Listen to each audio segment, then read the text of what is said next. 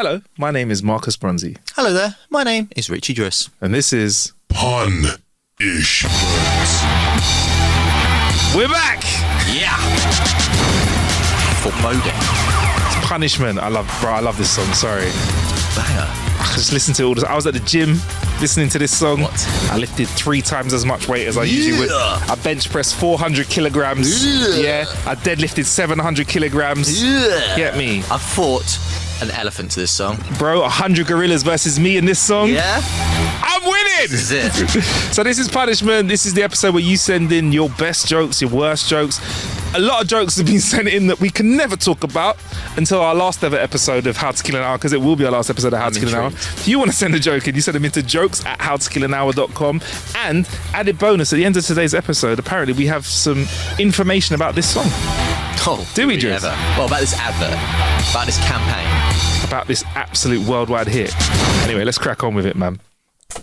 Right, Driss, I'll go first. This is from Grace. A Texan farmer went on vacation to Australia. He met up with an Australian farmer who proudly showed him his wheat field.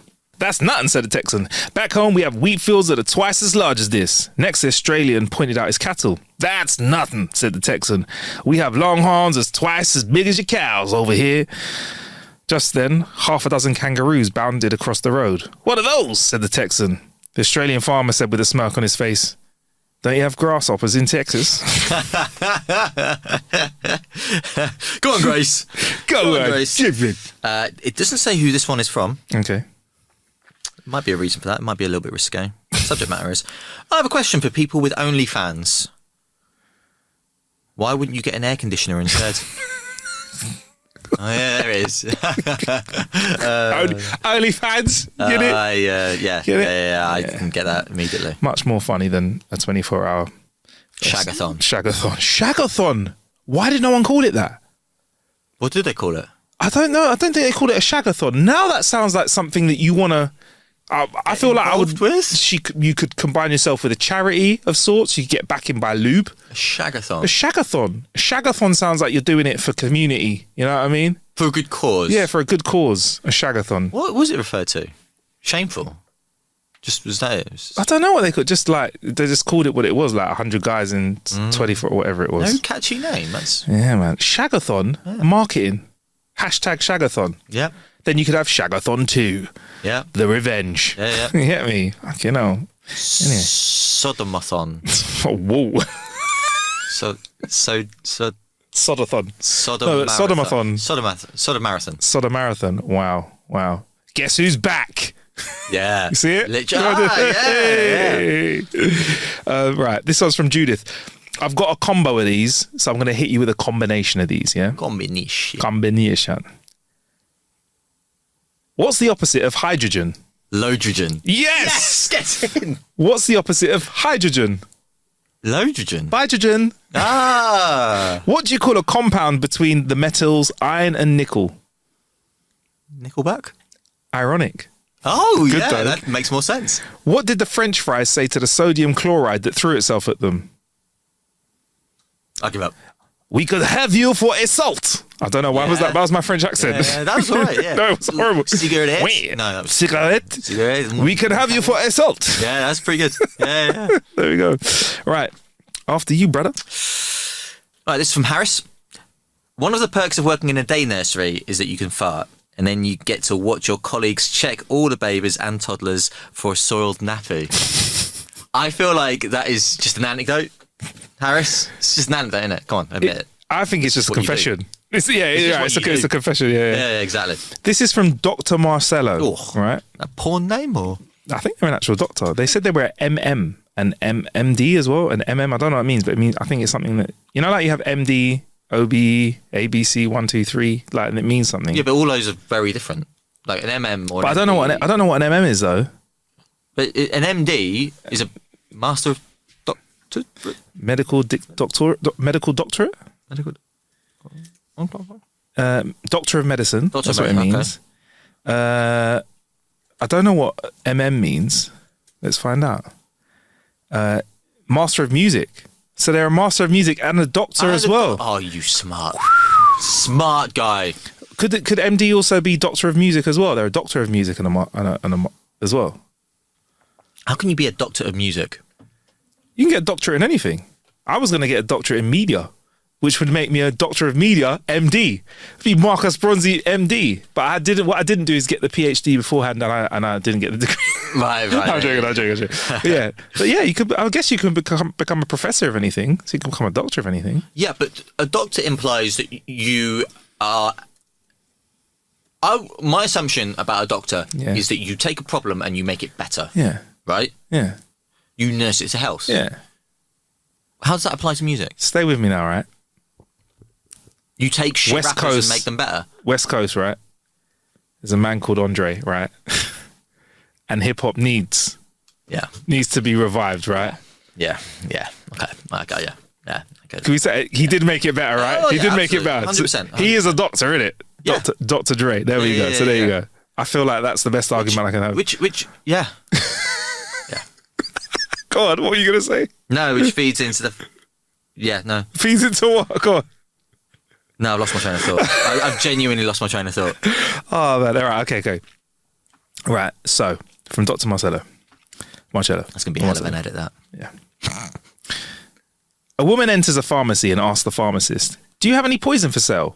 Pharmacist, "I'm not selling any such thing to you." The woman, "I want it. I need to kill my husband who's cheating on me." Pharmacist, "I told you, I'm not selling you anything of the sort." Woman, "Let me show you the photos. I caught him in bed with your wife." Pharmacist, "Do you have a prescription?" Very nice. There we go. Who's that from? It's from Dr. Marcello. Oh, he's a doctor. Oh my days. From our Doctor of Music. Again, maybe Dr. that's Dre's friend. Maybe that could be There we another go. anecdote. Yeah, prescription. There you go. Yep. I text my wife Ruth out of the blue saying it's over. I'm ruthless. That's very nice. That's very nice. I've never come across anything close to that before. What does a rude Frenchman and a ruthless Englishman have in common? I give up. What does a rude Frenchman and a rude Englishman have in common? No merci. It's very nice again. If you think Thursdays are depressing, wait 2 days. It will be a Saturday. Hey! Shout out to the Americans of that, innit? Yeah. Hey! There we go. Right. From Ryan. A man goes to the doctors. Man, so, how's it looking, doc? Doctor, I'm afraid you just have a little bit of time to live. Man, how much time? Doctor, 5. Man, 5 what? Years? Months? Doctor, 4. 3. Oh, no. Oh. Man. My friend passed away, and at his grave, I said, "Bro, I really miss you. My wife has been pregnant for 7 months now. How about you reincarnate as my child?" 2 months later, my wife gave birth to a big boy. As my child grew older each day, I realised he looks a lot like my best friend. I'm really happy that my prayers worked. That's so dread. Because he can't even do anything about it. Oh, man, listen. He kept the faith. Sometimes that's all we got. Yeah. A busy couple whose schedules only allow them to have sex once a month bought a packet of 12 condoms so that they could have sex once every month for a whole year. 3 months later, the wife went to get one and found the box empty. "What happened to the other 9 condoms?" she asked her husband. He replied nervously, I masturbated with them. The next day, she shared the story with the male co-worker and asked him, "Have you ever done that?" "Yeah, once or twice," he told her. "What, you've actually masturbated with a condom?" "Oh," he said, "I thought you were asking if I'd ever lied to my wife." Better I told that one today, innit? Absolutely. My wife hates it when I mess with her red wine. I added some fruit and orange juice. Now she's sangria than ever.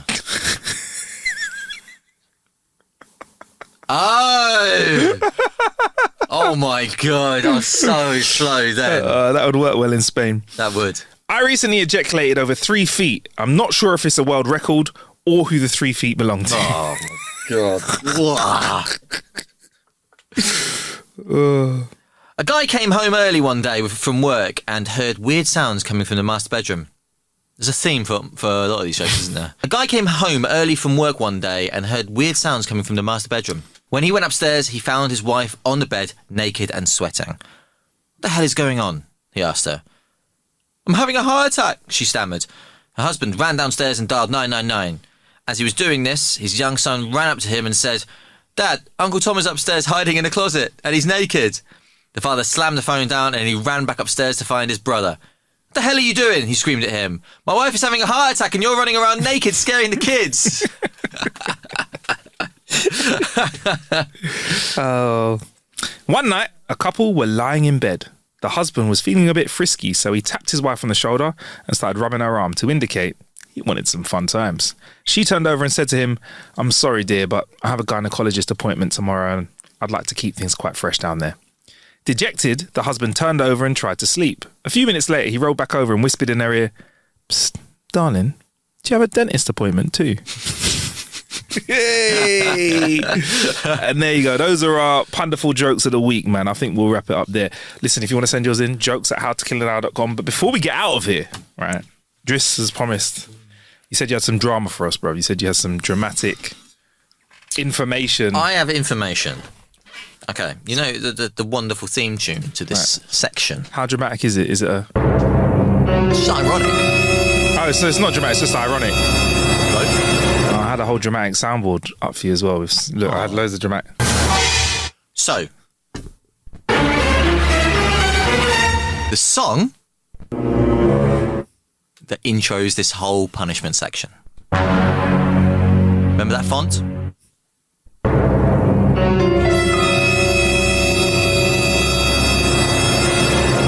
It was pirated itself. Oh! Imagine. So it's a crime! Yeah. Famous anti-piracy campaign may have used pirated typeface. You gotta tell us a story now, man. This is just... It's just... That's basically the story, It's a song that keeps on giving, though, man. It's piracy within piracy. It's an inception of piracies, bro. Exactly that. And this speaks a lot to where we are as just a society, doesn't it? Really. I think that's a microcosm of where we are.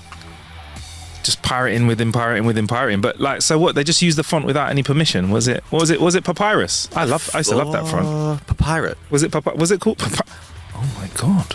A famous anti-piracy campaign from the early 2000s is in the spotlight after it appeared the font used in the adverts was itself pirated. The dramatic campaign compared pirating films to stealing cars, handbags and televisions. You know the one, it's classic. It appeared in cinemas and on DVDs around the world. All around the world, I didn't know that. From 2004. But now social media users have discovered the font used in the campaign was pirated from a typeface created by designer Just Van Wassum. What a name. Blue Sky user Rib extracted the fonts used in one of the campaign's old PDFs and discovered the pirated font Zandruff was used instead of Mr. Van Rossum's licensed font FF Confidential. Okay. Sky, I'm not going to read that. Sky News, blah, blah, blah. So there's no evidence to suggest that the campaign's designers were aware that the font was pirated, as copies of it were being widely shared at the time. So there we go. That's a turn up for the books, isn't it? Well, so the story behind this piracy advert, I won't give you the full thing before we bounce out of here, is the anti-piracy ad actually was designed specifically for a Cannes festival. And it was only meant to be used within a festival. It wasn't meant to be used for DVDs worldwide. I think it was only meant for use in Europe at a film festival. So that the Cannes Film Festival? Yeah. So I think people were meant to use it to not pirate.